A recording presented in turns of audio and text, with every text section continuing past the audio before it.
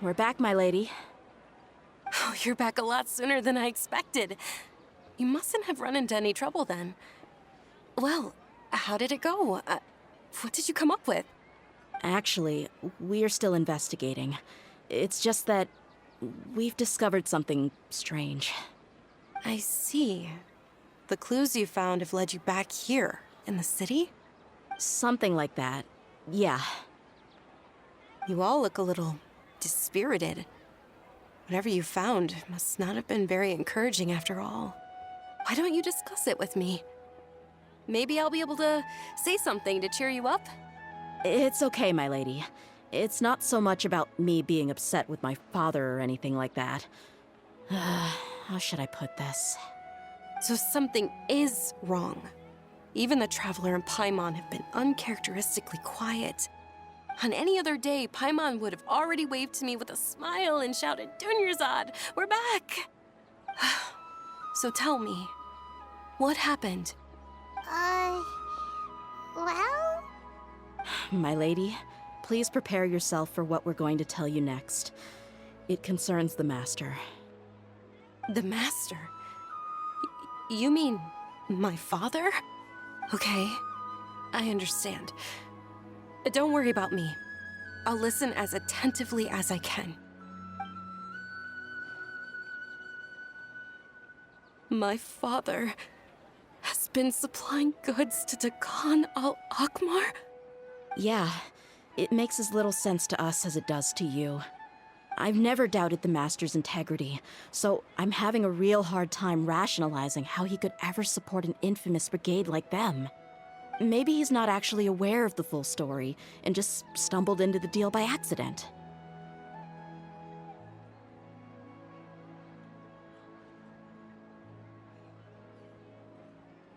I can't help but agree with the Traveler. Huh? You mean you feel the same way, Dunyarzad? Thank you for sharing all this information with me. Since you've told me everything you know, I should also tell you about some doubts that I've been harboring for quite a while. In the past, I thought that my father hired a bodyguard for me so that I wouldn't run away and get lost. However, there are plenty of capable mercenaries in the Corps of 30. Why did my father go out of his way to hire Deyha? About that. Well, the Homayanis really needed bodyguards, so they reached out to the Blazing Beasts.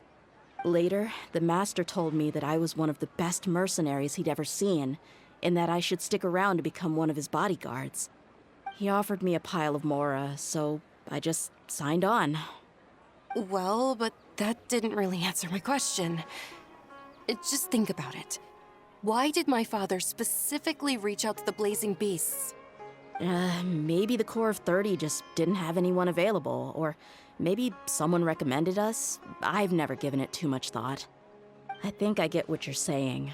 You think none of this was a coincidence. Precisely. At first glance, nothing seems strange or out of place. But there are many parts of the story that don't actually make any sense.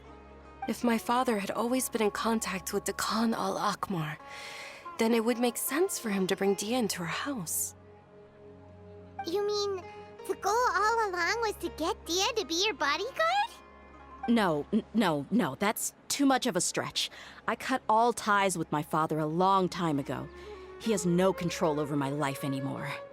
But that still doesn't rule out the possibility that your father has still been trying to influence your life without you knowing. So, the Master was not likely an innocent victim in all of this?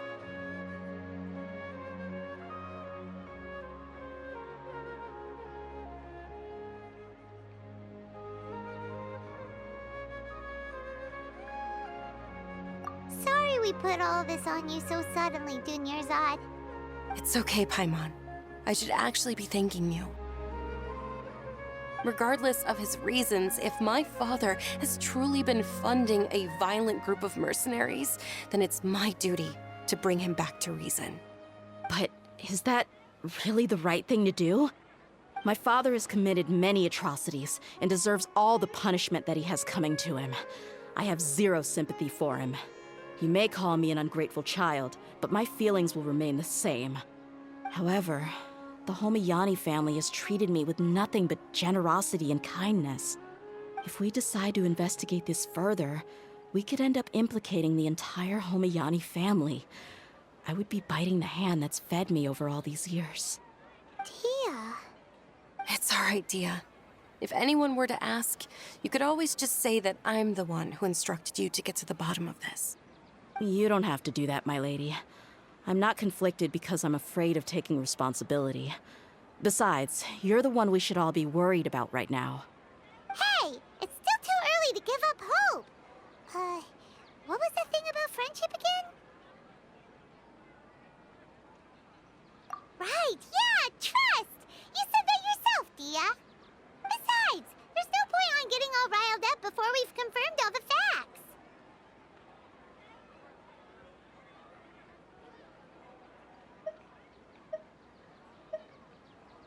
Thank you, everyone.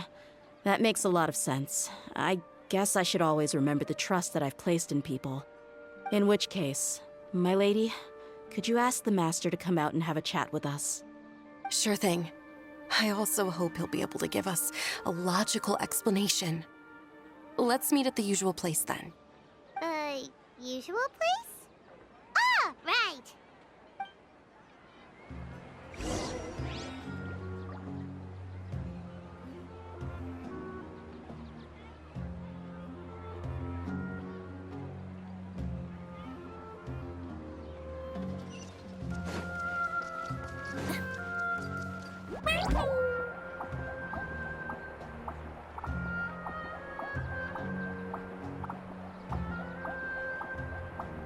Squall Fury!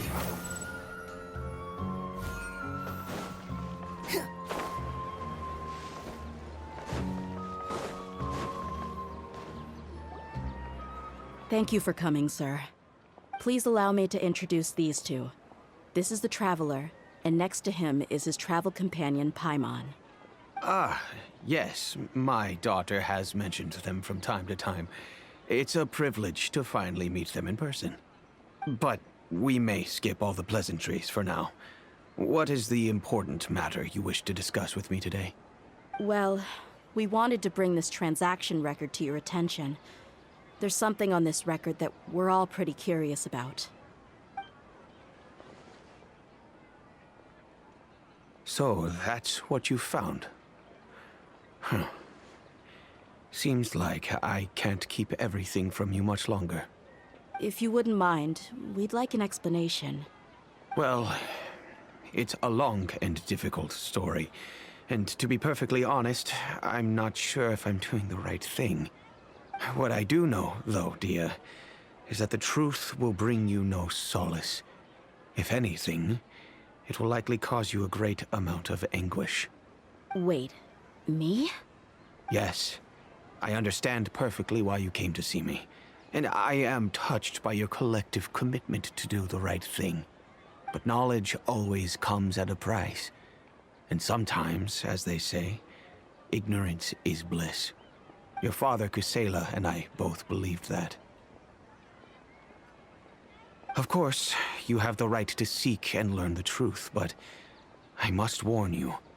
The facts of this matter may reduce everything you've built for yourself into sand, blowing in the wind. If you must proceed, then Kusela's heartfelt efforts will also fade into the wind like a fleeting mirage. His heartfelt efforts? I'm sorry, sir, but I'm not sure I follow. I've made it this far in life without a single drop of my father's support. I have my own ideals and ways of looking at the world, as well as people and causes that I've chosen to cherish and fight for. None of these things have anything to do with him. I came here today to support you as the head of the Homayani family. No warning will change my stance on that. I understand. Then let me tell you a little story. Our family once needed to take a trip to the desert when Dunyarzad was just a baby. Along the way, we were attacked by bandits. They had superior numbers and quickly overpowered our bodyguards. When all seemed lost, a group of passerby Eremites lent us their support. Those Eremites were Kusela's brigade, Dekhan al-Ahmar. Kusela's men told me that the attackers were Eremite mercenaries, just like themselves. I was shocked. Why would Dekhan al-Ahmar go so far to save us and not spare the fellow Eremites? Kusela was grinning and walked over to play with baby Dunyarzad. She was startled by his unfamiliar face and nearly started crying. Really? I never knew. He said that he had no particular reason to help us. He just took pity on us because he had a daughter about the same age. We started talking about our children, and I sensed that he was a devoted father. To repay his kindness, I hired his brigade to help out at our estate for a time and offered everyone generous remuneration. So, that's what happened. It was many years before I saw him again. I almost didn't recognize him the next time he came knocking on my door. The man I knew to be strong and healthy had been reduced to a shell of himself. He couldn't even walk anymore without his cane. So, what happened to him? He was perfectly fine when I left the brigade. I'm not too sure myself. The only thing that didn't change was his cheery disposition. He said there was absolutely nothing to worry about and that he had gotten into a fight. That was all.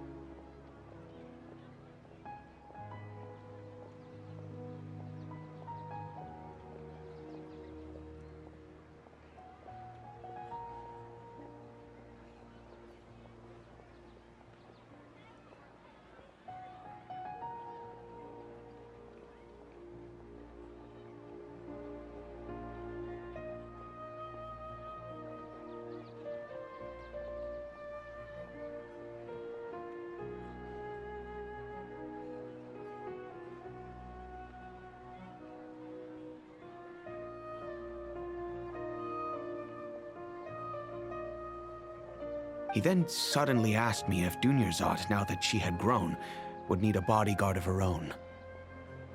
At the time, Dunyarzad was going through a particularly severe bout of her Elazar. There was no need for her to have a bodyguard when she could barely leave the house. But he kept coming back to the topic.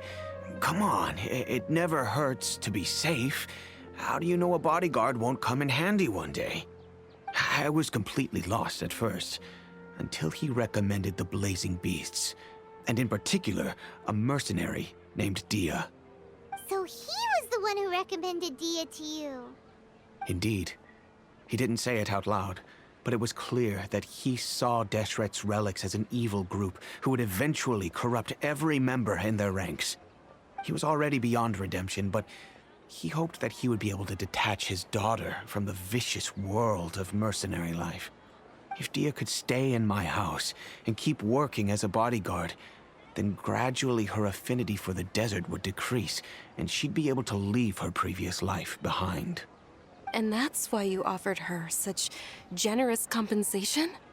Yes, but not just because of that. From the moment that he asked me for that favor, I also began to see Deyha as my own daughter.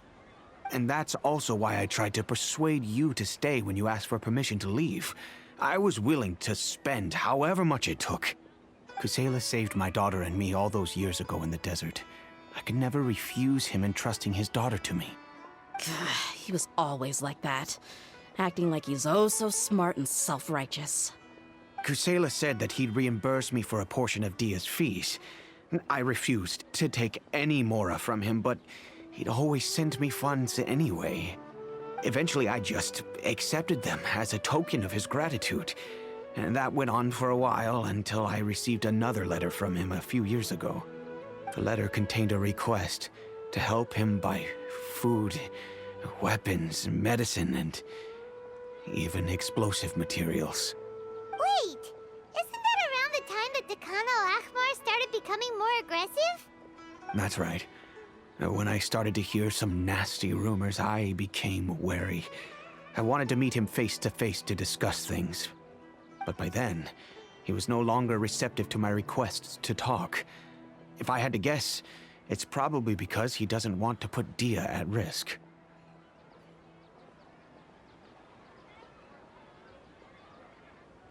That thought occurred to me as well.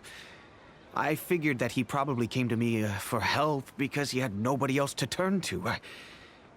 After some deliberation, I decided to send him some food and medicine. I turned down all his requests for explosives and weaponry. I am aware that even such a reduced gesture of support could lead to others coming to harm, but I could not simply reject his plea for help. In the end, it probably was the wrong decision. I plugged my ears to the rumors and just chose a solution that made me feel least guilty about myself. If you can, please tell me where he is now. None of the things he's doing right now make any sense if he's just trying to keep me from getting tangled up in his world. If all he wants to do is steer clear of me, then maybe he shouldn't have brought me into this world in the first place. Oh no. Deyha, please don't feel that way. I'm just angry because I can't wrap my head around any of his actions.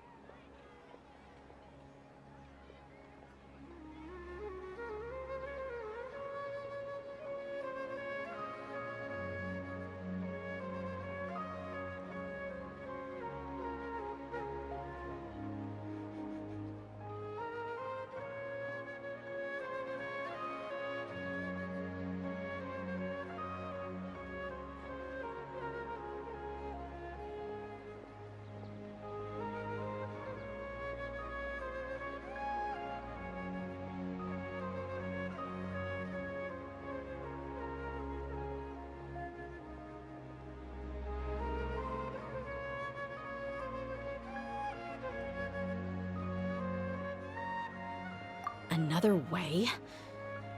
I don't know. I knew him, and he was nothing more than a childish brute. I can't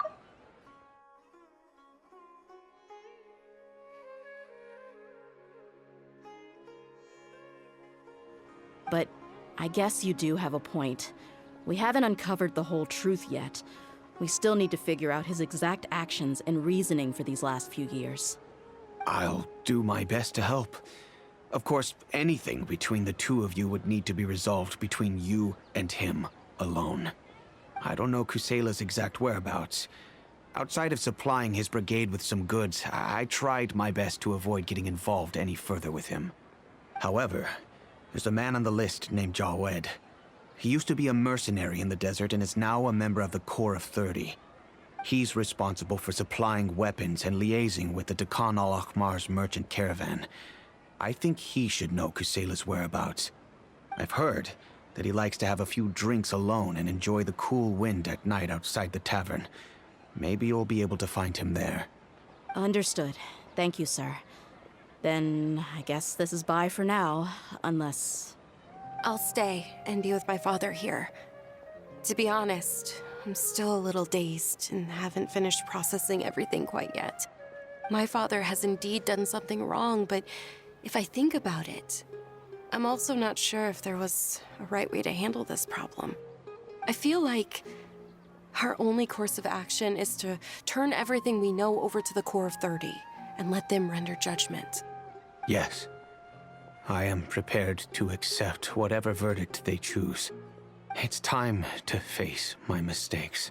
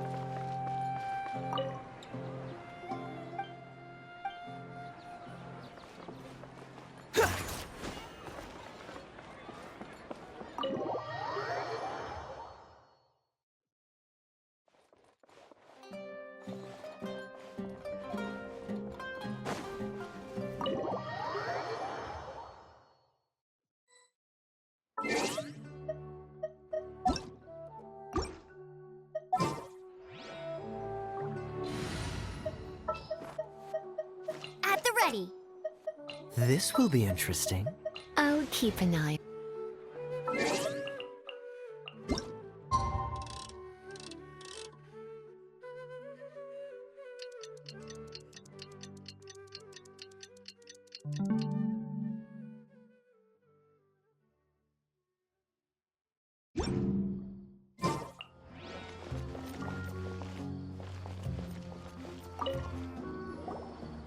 Huh?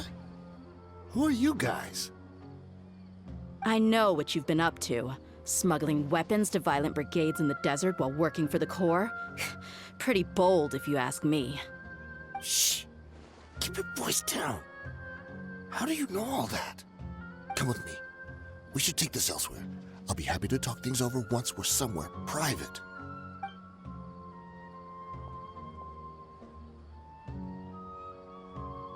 This place should do. All right. Back to my question. How did you all know about me? Don't worry about that for now. You know what kind of punishment you'll face once we report you to the Corps, I assume. Wait. There's no need to jump the gun. Let's talk this out. What are your terms?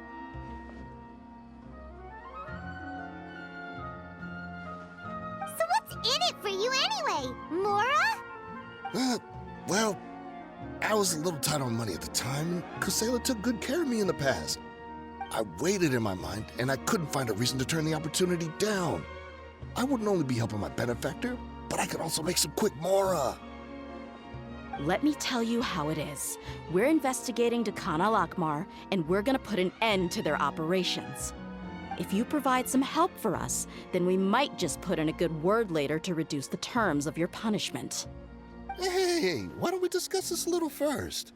Listen, I made quite a bit of more from my last run.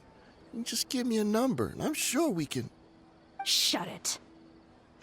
My patience is running out. You should know when a mercenary is after something other than money. All right, sheesh. But you gotta promise you'll put in some nice words for me later. They're always on the move. Here's the spot they were at the last time I made my delivery to the desert. Feel free to go have a look. I'm just telling you, though, it's not on me if they're not there anymore. Sure. And then you can forget about any nice words from us. Hey, come on. Now you're just being unreasonable. Really? And how do I know you're not leading us straight into a trap? Don't forget, you're the one with no bargaining chips. All right, I get it. Why don't you go take a look, and if they're not there anymore, I'll try to figure out something else for you all. Now that's more like it. Let's move. And as for you, try to stick around the city until we get back. You don't want us to call the folks from the Corps and have them drag you back to the city.